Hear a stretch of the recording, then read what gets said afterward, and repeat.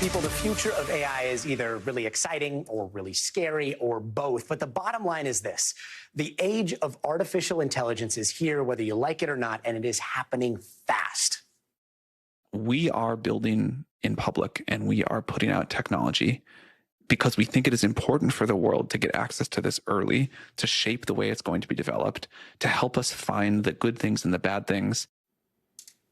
That was the CEO of OpenAI, the company behind chatbot GPT-4. Right now, that's a software that's being tested by companies all over the world. It's also accessible to everyone at home. And last month, Microsoft introduced a new version of its Bing search engine that includes its own AI chatbot. And since then, the company has already released several new updates highlighting the lightning speed it's being plugged into a whole lot of products. And it's now available for things like email, calendars, and web browsing. You can even ask Microsoft Bing to make images from words. We gave it a prompt just to check it out, and we asked it to show an image of the Los Angeles skyline in the style of Van Gogh. It spit this image out in about 30 seconds or so. So joining me now is Yusuf Mehdi. He is Microsoft's corporate vice president. Yusuf, thanks so much for being here. Let's start real fast with the good. Tell me, what are people loving about the new and improved and supercharged Bing? Well, what's a couple of things that they're really loving is it's a better way to search the internet. Today, roughly half of searches don't answer people's questions because you want more than just a web link. Sometimes you want an answer to a question, like, can the love seat I'm going to pick up at the store fit in the back of my car? With the new Bing and with AI, you can now answer that question. You can chat with it, and as you were mentioning, you can actually create things like images with your words. That's unlocking a whole bunch of great new ways for people to improve their daily life. And Yusuf, I mean, this thing's pretty addicting once you start asking it questions. We actually asked Bing's chatbot how it would regulate itself. I want to read the response. It says, quote, there are at least 4 areas that need regulation: safety, privacy, competition, and honesty.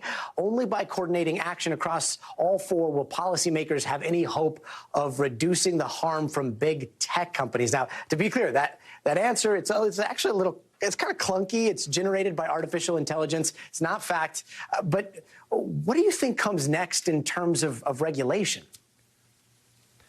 Well, I think it depends what part you're talking about. But I think the big thing that's important is, first, it starts with companies like Microsoft and OpenAI doing a great job to make this technology, universally accessible, responsible, and safe for people. Then I think there is a role for governments to play to make sure that there's proper competition, that people's privacy is protected, that there's safety and security with how kids, for example, access to technology. So I think it's a multi-party effort to really deliver a great offering for people.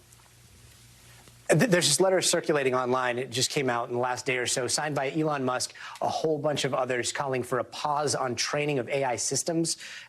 A lot of it has to do with the fear of artificial general intelligence. What's your response to that?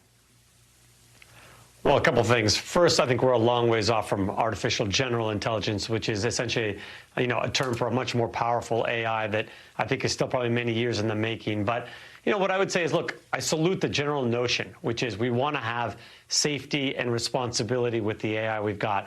But I disagree with the recommendation that says, hey, we should just stop working on it. In fact, the approach we're taking with OpenAI, which is to bring it out carefully in the public, to test it so that you can learn and see how it's working, so that we're transparent, so that everybody who's got an opinion and sees the technology and development can speak about it. I think that's a better way to bring this great technology to the world. We've heard Sam Altman, we've heard Elon Musk, we've heard a lot of the giants in this space say that they're a little scared of AI and the future that we're headed towards. What about, does anything about AI stress you out? Well, certainly, look, I think AI is an incredibly powerful technology, certainly one of the more powerful technologies in our lifetimes.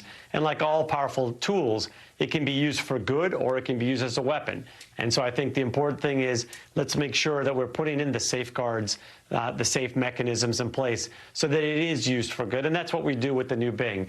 We put a lot of things in there in terms of responsibility to protect against hate speech, to protect against violence, to protect against self-harm, so that you can get the real benefits that you want out of there, which is that ability to discover the world bring the joy of creation back. And that's what we're really trying to drive for folks.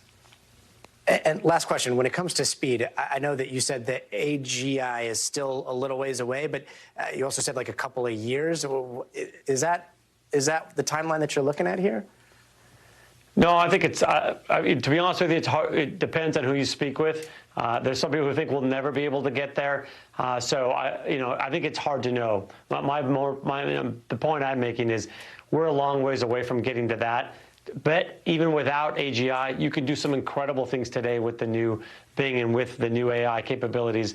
And in terms of, like you were talking about, you can discover the world. Some of the incredible use cases I've seen is people do almost sort of time travel, and they say, hey, what would the world look like 100 years ago? What would the LA, the Seattle skyline look like when Lewis and Clark get there?